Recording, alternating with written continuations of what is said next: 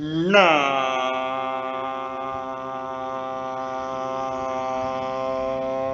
मा आरी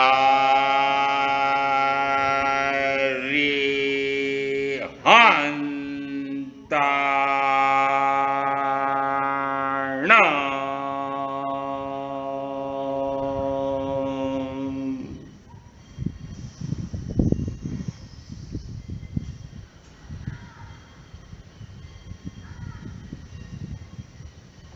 ना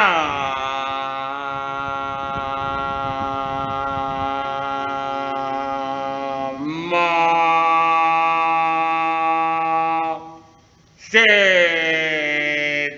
धारण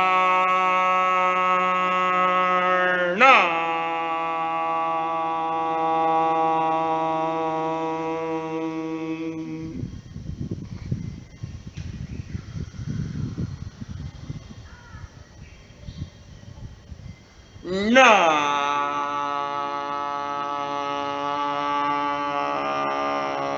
मा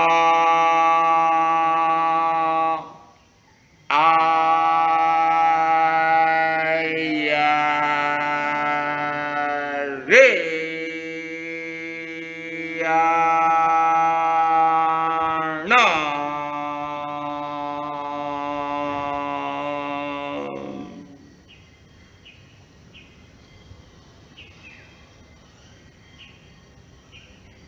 ना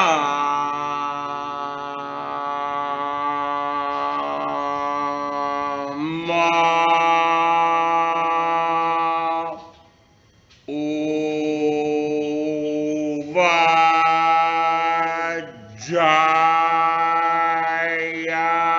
वज्रायण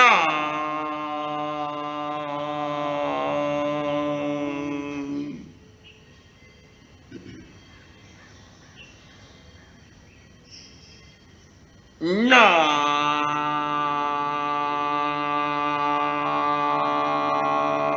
मा ला ए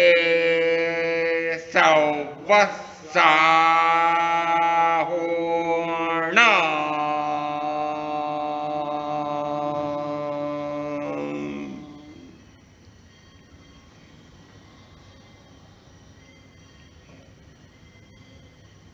ऐसा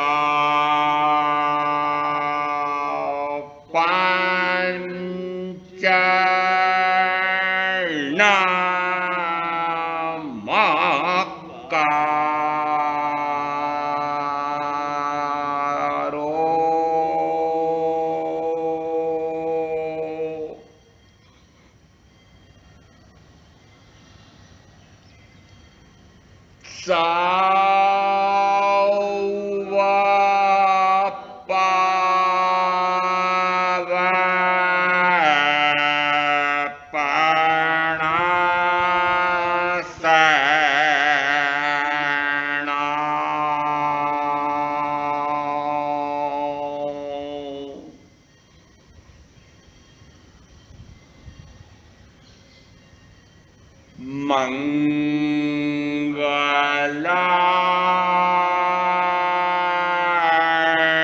मंगलार्णं सौवेश्यम्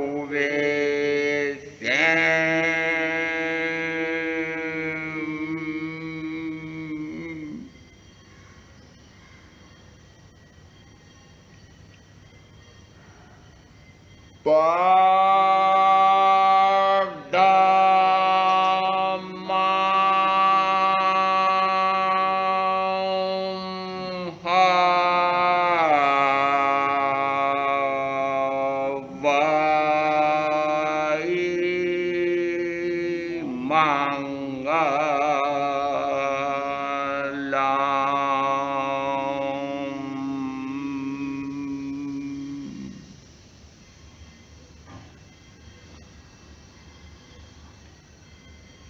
उत्तराधीन सूत्र के 28वें अध्ययन में पहली दूसरी गाथा से चर्चा प्रारंभ हुई है।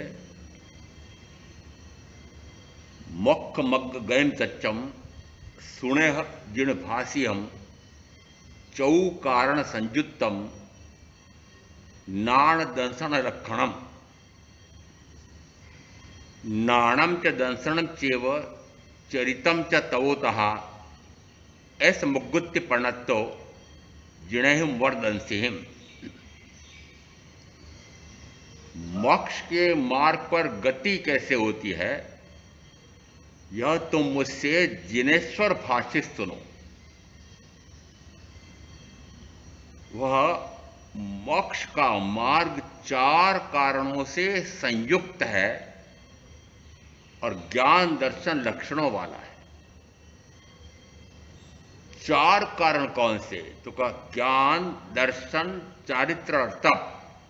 इन 4 कारणों से संयुक्त यह मोक्ष का मार्ग है। यह और ये है और है में अंतर करना पड़ेगा। यह कहा है कि इन 4 कारणों से संयुक्त, इसका अर्थ है कि चारों कारण एक साथ हों, एक जैसे हों, एक तरतमता के हों तो वह मोक्ष का कारण बनता है। मोक्ष हो जाएगा ऐसा नहीं है। कारण, किसी भी कार्य की पूर्णता में 2 बातें महत्वपूर्ण आती हैं, एक निमित्त कारण और एक उपादान कारण। निमित्त कारण का अर्थ होता है बाह्य में पूर्व के किसी भी कर्म के उदय में जो भी व्यक्ति वस्तु स्थिति परिस्थिति सामने आती है, विद्यमान होती है, उसी कहा निमित्त कारण। और इस निमित्त कारण के साथ उपादान कारण मैं आत्मा, मेरा भाव उससे जुड़े तो कहा कर्म के आश्रय बंध का कार्य संपादित हो जाता है। इसका अर्थ है कर्म का बंध कैसे? महाराज मोक्ष का मार्ग बता रहे हो कि बंध का मार्ग बता रहे हो? क्या दोनों एक ही नहीं है? यदि बंध का मार्ग समझ में आता हो तो बंध से परे होने का मोक्ष का मार्ग है। यदि मोक्ष का मार्ग समझना होगा तो बंध का मार्ग भी समझना पड़ेगा। तो बंध कैसे होता है? बंध होता है बंधनों से। क्या अभी आप जो जिस बंधन में फंसे हुए हैं, अनुमान होता है आपको कि बंधन में फंसा हुआ हूं? नहीं हो रहा है। वे बंधन अच्छे लग रहे हैं। क्यों? कि जो आपने बंधन बांध रखे हैं उसमें पारिवारिक अपेक्षा से जितने भी आपके संबंध हैं उनमें से सबसे ऊंचा, सबसे विशिष्ट, सबसे विशिष्ट से विशिष्टतम कर्म का उपार्जन करने वाला एक संबंध है प्रीतम प्रीतमा। ये तम और तमा कैसा जुड़ता है? प्रिय, प्रियतर, प्रियतम, प्रीतमा। 3 श्रेणियां हुई। परिवार में कुछ तो प्रिय होते हैं, कुछ प्रियतर होते हैं और 2 प्रियतम और प्रीतमा होते हैं। क्या ये आपस में बंधे हुए हैं? ऐसा आपको लगता है कि बंधन है? यदि बंधन लगता हो तो मुझे पता है कि जिस समय पत्रिका छपती है, भगवान की असीम कृपा से हमारे आंगन में मंगलमय अवसर आया है, अमुक की पुत्री और मेरे पुत्र का परिणय मंगल होने वाला है, आप सब पधारें। वो जो परिणय होने वाला है वो परिणय मंगल होने वाला है। मंगलयान बहुत अच्छा कार्य है। भगवान की असीम कृपा से ऐसा मंगलमय अवसर आया है। और अब मंगल किसे कहते हैं? यदि आपसे कोई मिले, परिजन प्रियजन, पूछे कैसे क्या हो, कोरोना से तो मुक्त हो, नहीं नहीं कुशल मंगल हो, तो सारा कुशल मंगल है। इसका अर्थ है कि आपने वो कुशल मंगल शब्द जो है, ये परिवार में जिस समय 5 इंद्रियों के भोग साधन अधिक से अधिक, अच्छे से अच्छे जुड़ जाएं और अधिक से अधिक भोग भोग रहे हों, तो सारे परिजन, सारे कुटुंबी, दूसरे भी प्रिय मित्र भी प्रसन्न होते हैं। इसका अर्थ है कि यदि ये सारे संबंध अच्छे बने रहते हैं तो सब प्रसन्न होते हैं, और यदि संबंधों में टकराव बिखराव हो जाए, टूट जाए, तो बुरे होते हैं। तो आप ये संबंध मजबूत से मजबूत बनाए रखना चाहते हैं कि तोड़ देना चाहते हैं?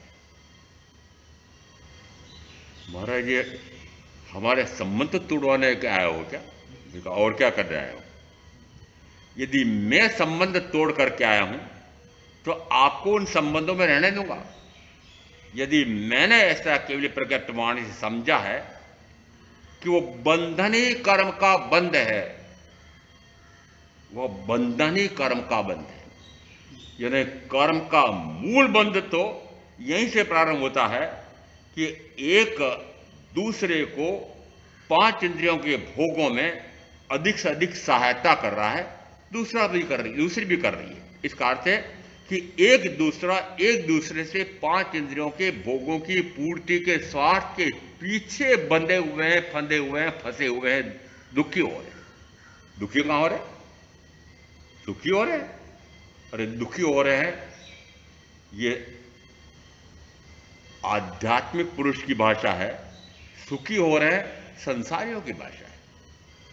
संसारियों की अपेक्षा से तो लगता है सुखी हो रहे हैं। जो भी सुनता है कि अमुक का अमुक से विवाह हो गया है, वैवाहिक संबंध बड़े अच्छे चल रहे हैं, पैकेज भी अच्छा मिला है, व्यापार व्यवसाय उद्योग धंधा भी खूब चल रहा है, कमाई भी खूब हो रही है, नया फ्लैट, नया फ्लोर, नया बंगला बन गया है और खूब सुखी है।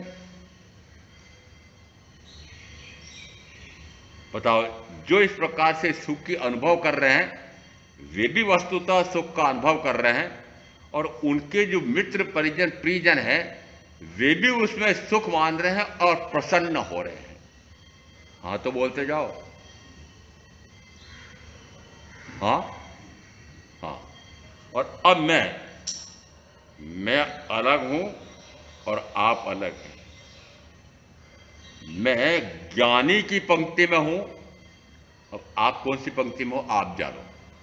मैं मोक्ष के मार्ग पर आरूढ़ हूं और उसी मार्ग पर तेजी से दौड़ रहा हूं, और अब आप जानो आप क्या कर रहे हो। आपकी जो काली करतूतें हैं उसके अनुसार मैं निश्चित कह सकता हूं कि आपने जो मार्ग पकड़ रखा है वो बंध का मार्ग है। बंध यार कर्म का बंध का मार्ग है।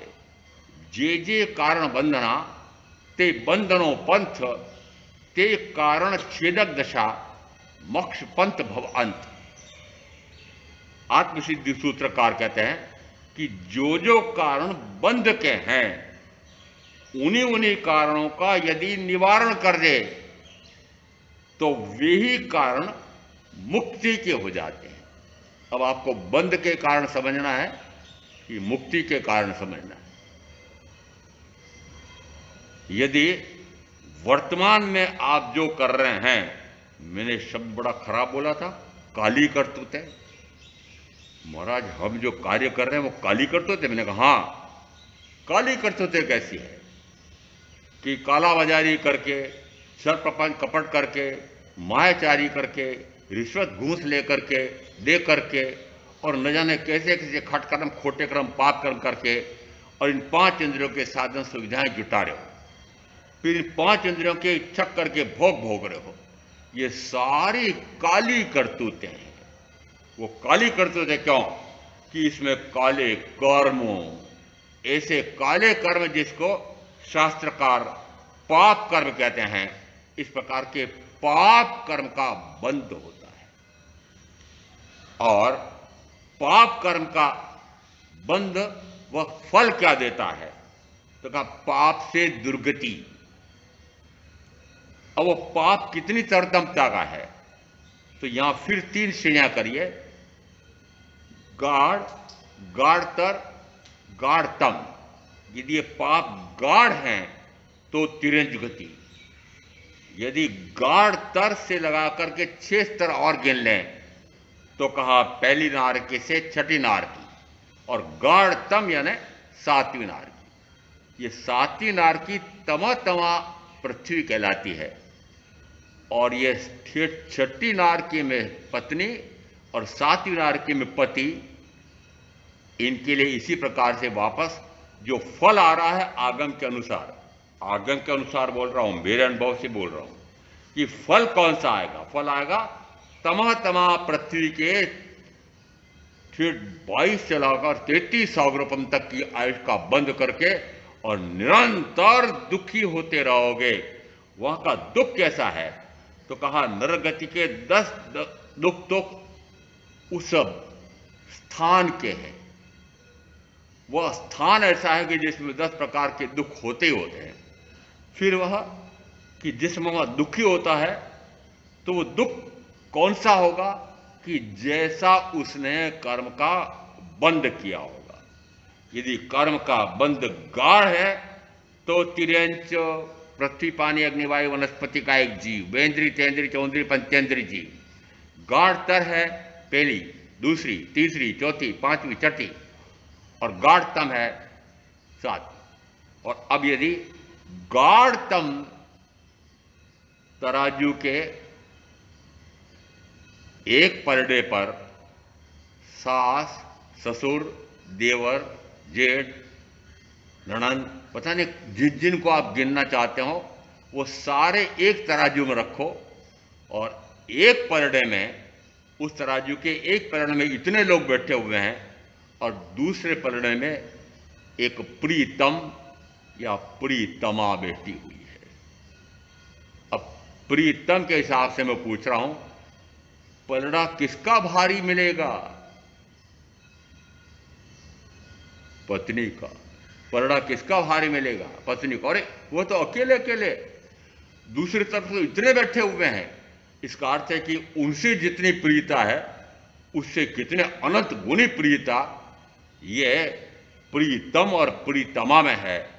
और अनंत गुनी यदि प्रियता है तो अनंत गुनी कर्म का बंध का कारण बनेगा, और अनंत गुना बंध का अर्थ होता है अनंतानुबंधी कर्म, और अनंतानुबंधी कर्म का अर्थ होता है अनंत जन्म मरण करने वाला, अनंत भवों का दुख देने वाला, वह अनंतानुबंधी, अनंत का अनुबंध कराने वाला। अनंत किसका? अनंत कर्म, अनंत कर्म फल, तो अनंत दुखों का अनुबंध कराने वाला यह जो आपने परिवार में बहुत अच्छे संबंध मान रखे हैं, सारे प्रसन्न होते हैं। बड़ा विचित्र है कि सारे परिजन जिसमें प्रसन्न होते हैं, परिजन प्रसन्न होते हैं, सारे सामाजिक प्राणी आपस में सुनते हैं कि अमुक पति और अमुक पत्नी के संबंध बहुत अच्छे हैं, तो वे भी प्रशंसा करते हैं, परिवार प्रशंसा करता है, समाज प्रशंसा करता है, नीति शास्त्र प्रशंसा करते हैं, राजनीति शास्त्री राजनीतिज्ञ प्रशंसा करते हैं, दंड नीति दंड देने वाले वे कहते हैं हीन से हीनतम कार्य कर रहे हो, दुष्ट से दुष्टतम कार्य कर रहे हो। यदि तुम इस प्रकार के संबंध बनाकर बैठे हो और यदि संबंध का निर्वाह नहीं करते हो तो हम तुमको दंडित करेंगे। इसका अर्थ है कि दंड नीति में भी दंडाधिकारी के यहां पर भी यदि एक दूसरे को सहवास देता है, देती है, तो वे भी कुछ कार्रवाई नहीं करते हैं, और यदि न दे तो दंडित करते हैं।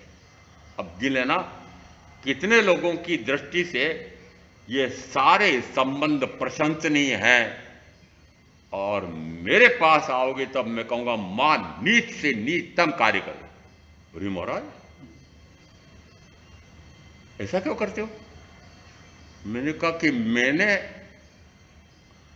अब्रह्म सेवन, मैथुन सेवन और ब्रह्मचर्य, ब्रह्म यानी सिद्धात्मा शुद्धात्मा, ऐसे ब्रह्म जैसी चर्या हो जाए, तो ऐसी ब्रह्म जैसी चर्या जिसकी हो जाती है, जो ब्रह्म में वास करता है, ब्रह्मचर्य में वास करता है, वह सर्व कर्म विदारक है, सर्व कर्म से रहित करने वाला है, वह सर्व गतियों से मुक्त करने वाला है, वह शिव सुख दाता है, शिव पद दाता है, मोक्ष प्रदाता है।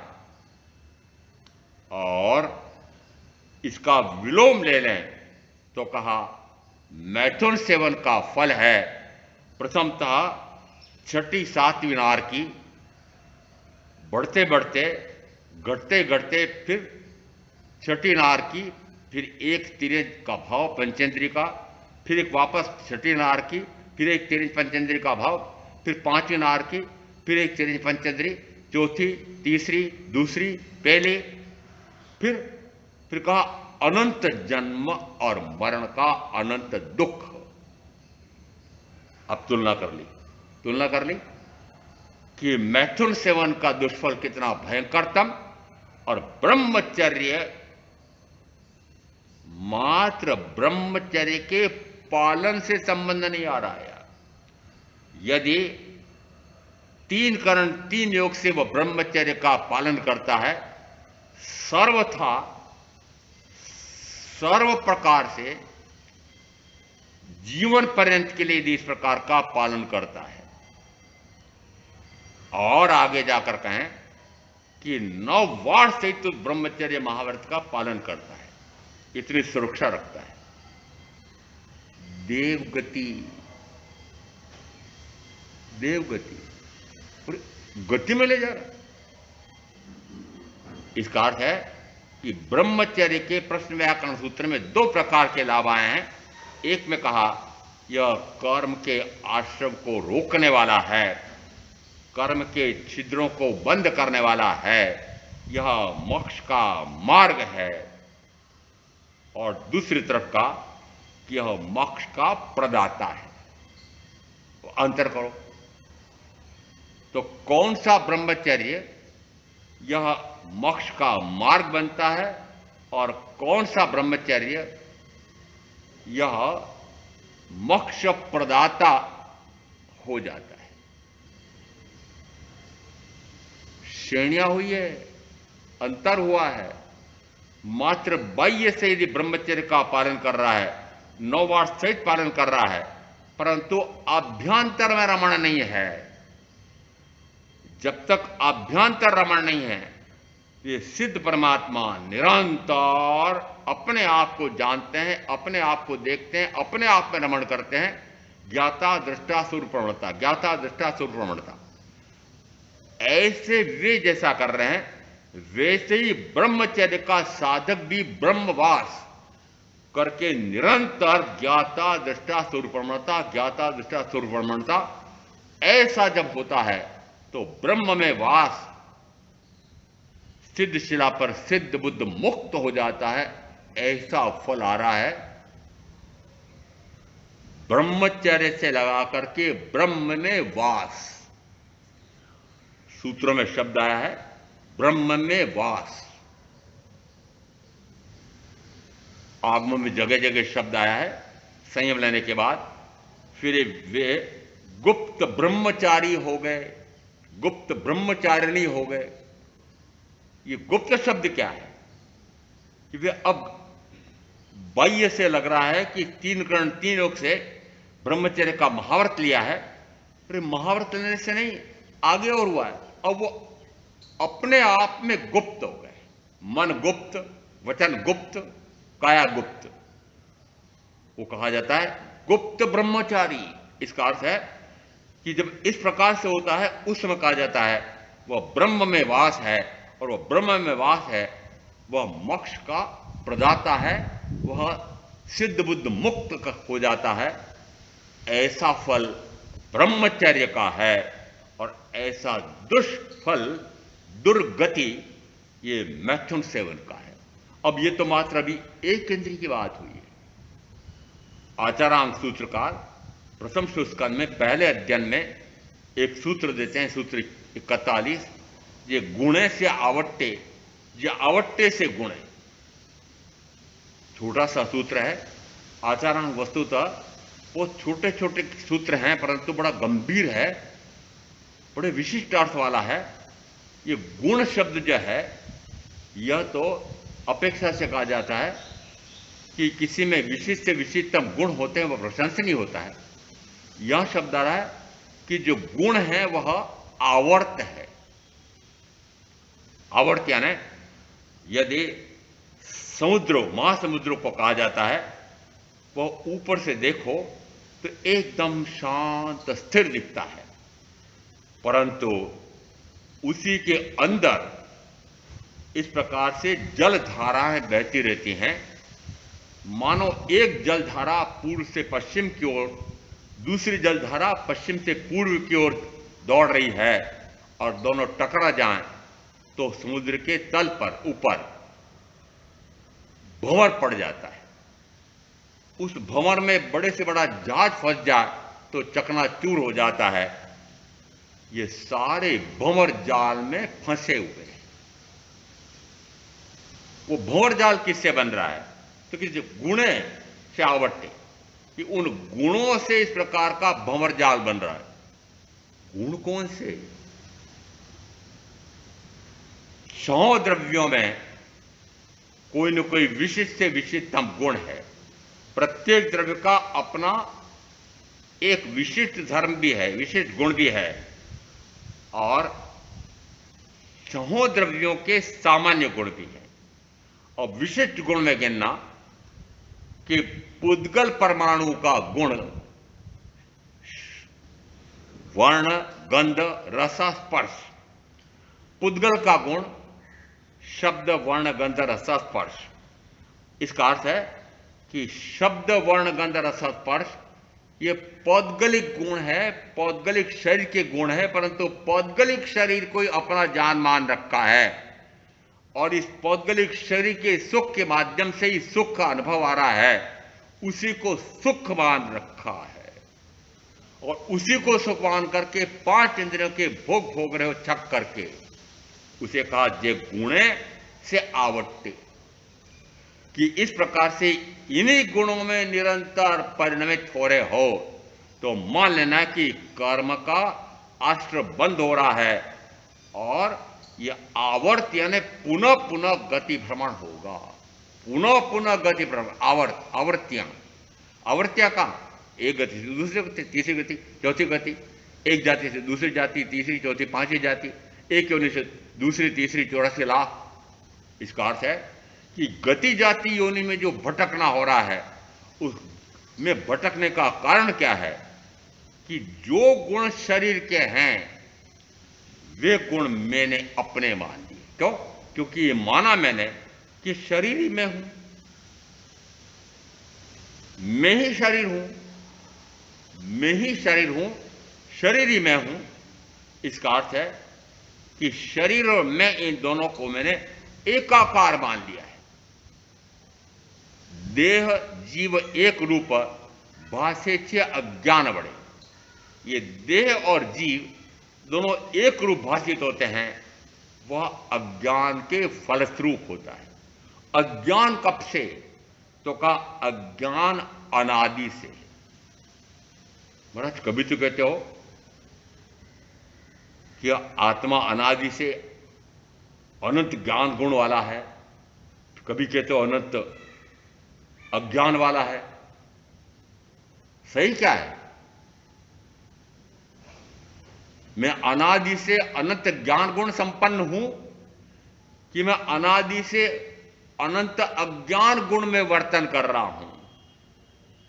वस्तुतः तो मैं अनंत ज्ञान गुण संपन्न हूं, परंतु अनादि से अज्ञान रूप ही परिणत हो रहा हूं। ऐसा कैसे हो गया? ये कौन है कि मुझे अनंत ज्ञान भी दे दिया, फिर ये कौन है कि मुझे अनंत अज्ञान भी दे दिया? अरे दोनों में ही हूं, दोनों मैं ही हूं। वस्तुतः तीर्थंकर महावीर की बात मानते हो तो उसमें आया कि यह जीव अनादि से का अर्थ होता है जिसकी आदि नहीं है, प्रारंभ नहीं है, उसको कहते हैं अनादि। इसका अर्थ है कि जिसकी आदि नहीं है, जिसका अंत नहीं है, ऐसा इन 6 द्रव्यों का स्वरूप का है। और इनमें से 5 द्रव्य ऐसे हैं कि जो अनादि और अनंत हैं, परंतु एक अपेक्षा से काल द्रव्य को भी अनंत कहा है। उत्तराधर सूत्रकार कहते हैं काल अनंत है। इसका अर्थ है कि यहां पर यदि इस जीव का स्वरूप देखें तो द्रव्य से, क्षत्र से, काल से, भाव से, उसमें द्रव्य से यह एक है और एक की संख्या का प्रारंभ होता है, अंत होता है, गिनती का प्रारंभ होता है, अंत होता है, इसे कहा है सादी शांत है। तो द्रव्य अपेक्षा से जीव सादी शांत है। क्षत्र अपेक्षा से कहा यह असंख्यात प्रदेशी है। संख्या एक जितनी गिनी जा सकती है उसको कहा संख्यात। जो गिनी नहीं जा सकती है फिर भी गिनी तो जा सकती है पर गिनना संभव नहीं हो रहा है, उसको कहा असंख्यात। फिर कहा कि जिसको गिनना चाहे तब भी गिन ही नहीं सकते हैं, उसे कहा अनंत। अब यहां शब्द कहा कि जीव के प्रदेश कितने हैं, कि असंख्यात प्रदेश। इसका अर्थ है कि संख्या गिनी भी जा सकती है, नहीं भी गिनी जा सकती है। ये गिनी भी जा सकती है, नहीं भी गिनी जा सकती है, उसका एक दृष्टांत आता है। गुरु चेले विहार करते करते गुरु थक गए थे। उनका शिष्य मैं थोड़ा विश्राम करना चाहता हूं, तो जरा पूछ करके तो आजा केवल भगवान से कि मैं कितने भवों में मोक्ष चला जाऊंगा। शिष्य ने एक पेड़ के नीचे बिठाया, वो 3 ढाक के पत्तों वाला पेड़, उसके नीचे बिठा करके भगवान से पूछने गया। भगवान ने बताया कि तेरे गुरु जिस पेड़ के नीचे बैठे हुए हैं उतने भवों में मोक्ष हो जाए। वो तो ढाक के 3 पात, तो 3 पत्ते, एकजुट 3 पत्ते होते हैं, और ऐसा वो पेड़ होता है ढाक के पात, ढाक वाला। अब जिस समय वह इतना प्रसन्न होते होते लौट के आ रहा शिष्य, और जिस समय आता है उस समय देखता है हुआ क्या कि देर हो गई थी, इस कारण से थोड़ी गर्मी लगने लगी। तो गुरु जो है एक बड़े पेड़, ये इमली के बड़े पेड़ के नीचे जाकर के बैठ गए। और अब जैसे शिष्य आया, गुरु भगवान आपने ये क्या किया, ये क्या किया, उधर से उठ करके इधर क्यों आ गए? अरे भगवान ने क्या ये बता मुझे। अरे पर आप इधर आए क्यों? भगवान ने तो ये बताया मुझे कि तेरे गुरु जिस पेड़ के नीचे बैठे हुए हैं उतने भवों में मोक्ष हो जाएगा। तीसरे भव में मोक्ष, 3 पत्ते। गुरु फिर भी प्रसन्न है,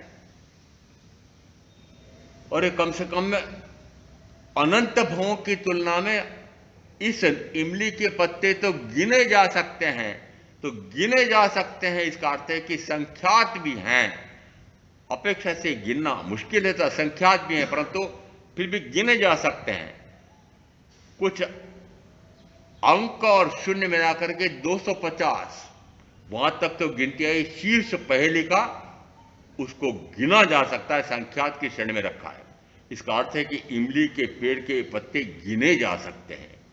गुरु कह रहे हैं बड़े अनंत भवों की तुलना में, असंख्यात भवों की तुलना में अब मैं संख्यात भवों में मुक्त चला जाऊंगा, बड़े प्रसन्न है। ये संख्या की अपेक्षा देख गिनना। और अब आपका भी हिसाब लगाना कि अनंत भव हो गए हैं आपको भटकते भटकते, जन्मरण जन्मरण जन्मरण जन्मरण करते करते। कभी विचार आता है कि जन्म मरण के दुख से दुखी क्यों हो?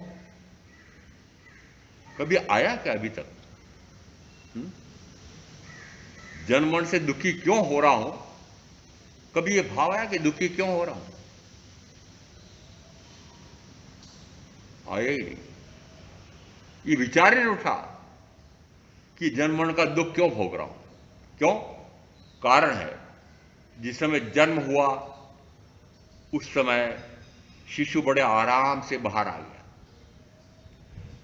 वो प्रसूता ने तो बहुत कष्ट उठाया, ऐसा तो मुझे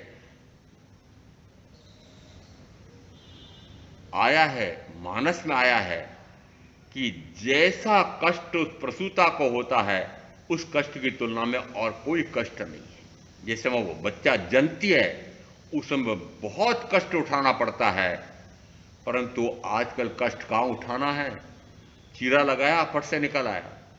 इसलिए आपको कोई जन्म के समय दुख हुआ नहीं, और वो यदि इतने आराम से बाहर आ गए हैं तो जन्म का दुख आपको अनुभव में आया नहीं। और मृत्यु पूर्व में हुई होगी, वो स्मरण में नहीं है, तो आपको मृत्यु से भी कोई भय नहीं है। इसका अर्थ है कि जन्म और मरण के दुख से आप दुखी हुए ही नहीं है, भय हुए ही नहीं है। इस कारण से आप कोई भाव ही नहीं उठा कभी जन्म और मरण से मुक्त हो जाऊं। परंतु यदि जन्म और मरण के बीच के दुखों से तो दुखी हुए हैं, अब तो हां बोलो। जन्म लेने के बाद बचपन के दुख, महाराज बचपन बड़ा अच्छा बीता मेरा तो, और ये आपको पता नहीं है कि जिस समय मूत्र आ गया सोए सोए ही, टट्टी हो गई सोए सोए ही, और मां ने संभाला नहीं, रोया तो था, मूत्र में लिपटा पड़ा हूं, मल में लिपटा पड़ा हूं, मन से उंगली अंगूठा भर गया है, वही मुंह में ले लिया है, भूख लग रही है, रो लिया, मां ने ध्यान नहीं दिया, प्यास लग रही है, रो लिया, मां ने ध्यान नहीं दिया, उठाया कि नहीं दुख। इसका अर्थ है कि बचपन में भी दुख, पहले तो वास्तव में ये बचपन में कोई दुख होता ही नहीं था, परंतु आज 1.5 वर्ष के बच्चे को एक पिंजरा होता है, वो पिंजरा नामक गाड़ी आती है और बड़ी निर्दयता पूर्वक मां उसमें उसको फेंकती है। वह ऊँगता ऊँगता या रोता रोता जा रहा है, रोता रोता जा रहा है, बड़ा दुखी है। वहां जाकर के कारागृह में फंस जाएगा 4 घंटे 6 घंटे के लिए। और माता पिता प्रसन्न हो रहे हैं, मेरे बच्चे की शिक्षा प्रारंभ हो गई। कब से? 1.5 वर्ष से झूला घर में है। यदि मां भी बड़ा पैकेज लेकर के नौकरी करने जाती है तो गनीमत है कि 5-6 सप्ताह तक उसको चिट्ठी मिल जाए तो स्तनपान कराती है, और उसके बाद एक बोतल दे करके नौकरानी के भरोसे या झूला कर वो बच्चा दुखी। उसके बाद 2.5 वर्ष का हुआ तो और बड़े पिंजरे में फेंका जाता है, फिर बड़े कारागृह में 4 घंटे के लिए, दुखी। वो दुखी कैसे होता है? विद्यालय में 5वीं तक का प्राथमिक विद्यालय मैंने बच्चों की छुट्टी देखी थी। जैसे छुट्टी होती है वो बस्ता उछालते हैं, चप्पल उछालते हैं, बड़े प्रसन्न हो रहे होते हैं। वो ऐसा प्रसन्न क्यों हो रहा है? वो प्रसन्न हो रहा है, इसका अर्थ है कि वो कारागृह से छूट के आया है। समझ में आ रहा है? बचपन के दुख, बचपन के दुख भी हुए हैं। उसके बाद यौवन अवस्था में तो दुख का काम ही नहीं है। जितना भरपूर परिश्रम करके खूब कमाऊंगा, खूब भोगूंगा, खूब खाऊंगा, वहां कौन सा दुख। अब जो जो यौवन अवस्था में रहे हैं, जो यौवन अवस्था में हैं, बहुत सुखी हो ना। एक आध दो गिनती कर लेता हूं।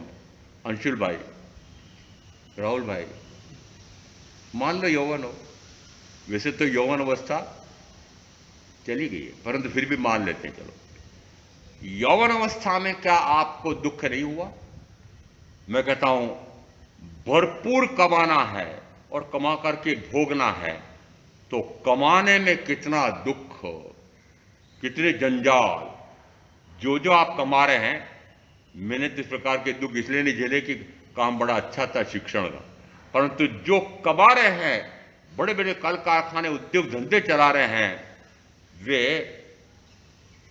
8 घंटे शायद अपने कार्यालय में बैठते होंगे और शेष तो फिर वो अपने आराम से आराम गृह में लेटते हैं। परंतु मुझे ज्ञात है कि आजकल वो अनिद्रा के रोगियों के लिए गोलियां बनी हैं और आजकल वे गोलियां बहुत बिक रही हैं। अर्थ क्या निकला? अर्थ क्या निकला? चैन से नींद नहीं आ रही है, करवटें बदल रहे हैं और गोलियां खानी पड़ती है। इसका अर्थ है कि यौवन अवस्था में भी भयंकर से भयंकरतम दुख हैं। फिर तीसरा आता है बुढ़ापा देख करके रोया। बुढ़ापा देख करके रोया। बुढ़ापा कैसा है? तो कहते हैं बुढ़ापे के एक ऐसे दुख होते हैं, उसके लिए हमारे यहां फिर एक कथानक आता है। उसमें कहा गया कि जिस समय वृषभशाला में राजा देखने गए थे, एक गाय ने एक बच्चा जना, देख करके बड़े प्रसन्न हुए और इतना अच्छा वस्त्र जन्मा है, इसकी मां का इसको भरपूर भरपेट दूध पिलाना। और वृषभशाला के प्रभारी ने ऐसा ही किया। 1.5-2 साल 2.5 साल में वो सांड जैसा हो गया। राजा देखने गए, बड़े प्रसन्न हुए, सांड जैसा हो गया। फिर राजकाज में भूल गए।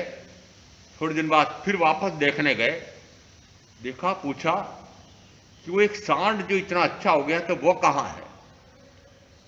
एक मुरझाया चेहरा, आंखों में पानी झर रहा था, भिनभिना रही थी, मक्खियां भिनभिना रही थी, न जाने कितने शरीर में घाव पड़ गए थे,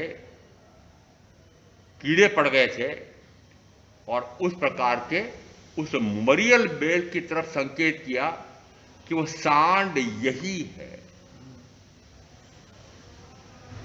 राजा को अनुभव आया कि ओहो, मैं भी इस प्रकार के अभी यौवन अवस्था हूं और राज्य सिंहासन पर राजा बनकर के बैठा हुआ हूं, इसका भी तो वृद्धावस्था का काल आएगा। ओहो, शरीर की ऐसी अवस्था हो जाती है, जागे चेते, कहां जागे कहां चेते, क्या आत्मा में, और करकंडुक ना, सर्ववृत्ति संयम ले लिया, उसी भाव में मोक्ष चले गए। इसका अर्थ है कि वृद्धावस्था, जीर्णावस्था, रोगावस्था, उसको देखने के लिए आपको वृषभशाला में आज जाने की आवश्यकता नहीं है। जाओ तो भी वहां पर तो बैल मिलेंगे नहीं, गाय मिलेगी नहीं, वो तो सारी कत्लखाना में चली गई। अब आपको देखना हो तो घर में मिल जाएंगे, अड़ोस पड़ोस में मिल जाएंगे। ऐसे वृद्ध जीर्ण शीर्ण दुखी हो रहे हैं। इसका अर्थ है कि वृद्धावस्था के कितने दुख। आचारांक सूत्रकार कहते हैं कि उसने यौवन अवस्था में इतना धन वैभव कमाया, सारे परिजनों ने मिलकर के खूब खाया पिया भोगा, काफी कुछ बचा भी लिया कि वृद्धावस्था में काम आएगा। परंतु कुछ तो दायाज हिस्सा बटा लेते हैं, कुछ चोर लुटेरे लूट ले जाते हैं, कोई प्राकृतिक आपदा में क्षीण नष्ट हो जाता है, राजा राज कर अधिकारी छीन ले जाते हैं। और देखा कि धन तो बहुत कम बचा है। अब धन तो बहुत कम बचा है, बुढ़ापा आ गया है। उस समय वे परिजन भी उसको ताने मारते हैं बुढ़ा कोई काम का, बुढ़ी कोई काम की तो है नहीं। वे भी ताने मारते हैं और फिर बदले में वह बूढ़ा या बूढ़ी वे भी उसको भला बुरा सुनाते हैं। और ऐसा यह बुढ़ापा चित्रण किया आगम में आचरण सूत्रकार ने इस प्रकार का वर्णन किया कि वृद्धावस्था का यह हाल होता है। मुझे इतना बताने की आवश्यकता क्यों पड़ी? इसलिए पड़ी कि आपको भान नहीं है कि इस जन्म और मरण के साथ कितने दुख उठाने पड़े हैं, और ऐसा दुख उठाते उठाते और आयुष का काल पूरा हो जाता है, मृत्यु हो जाती है। बताओ साथ में क्या जाएगा? इस पूरे जीवन काल में जो 5 इंद्रियों के भोग साधन जुटाने के लिए भोग भोगने में जो कर्म बांधे हैं, वो कर्म का ढेर तो साथ जाएगा, और शेष सारा धन वैभव सारा यहां छूट जाएगा। ऐसा समझ करके मैं आप जो साधना करेंगे उनका अवश्य कल्याण होगा। ओम शांति। गुरुदेव क्या गया? चत्तारि मंगलाम अरिहंता मंगलाम सिद्धा मंगलाम साहू मंगलाम केवली पणत्त धम मंगलाम। चत्तारि लुगुत्तमा अरिहंता लुगुत्तमा सिद्धा लुगुत्तमा साहू लुगुत्तमा केवली पणत्त धम लुगुत्तमा। चत्तारि शरणपवज्जामि अरिहन्ते शरणपवज्जामि सिद्धे शरणपवज्जामि साहू शरणपवज्जामि केवली पणत्तम धम्मम शरणम पवज्जामि। 4 मंगलिक, 4 उत्तम, 4 शरणा, और शरणा नहीं कोई जो भव्य प्राणी आदरे तो अक्षय अमर पद हो।